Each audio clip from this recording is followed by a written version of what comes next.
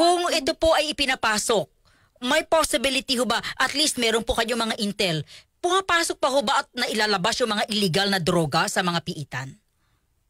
Ay, nahihirapan po sila kasi bumili na tayo ng gadget eh. Pero may mga instances na dumaan dun sa katulad dito, latest na report, dumaan sa scanner Opo. yung common law wipe. Meron kami nakitang foreign object.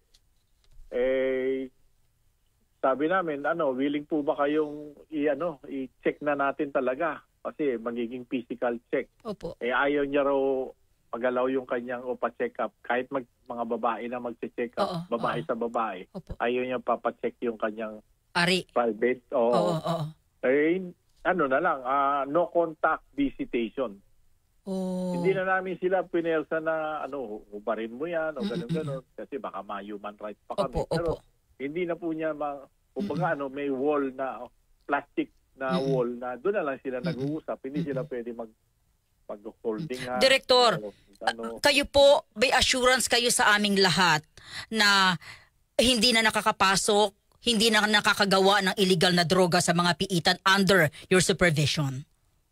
Opo, yan po talaga ang marching orders ko. Kasi in fact, ngayon na may binabago pa akong policy na pag nag-report ka sa na-commit ka na sa amin galing from BJMP or provincial jail, kung drug addict ka, you will have to undergo yung drug addict parang seminar o parang hindi ka na maging drug addict. Ilalagay ka namin sa isang facility kasi kuminsan inaccept namin tapos yung pala drug addict. Kaya pag binibisita, pag tinanong, ano bang gusto mong idali namin dyan? Dalan nyo ko ng drugs.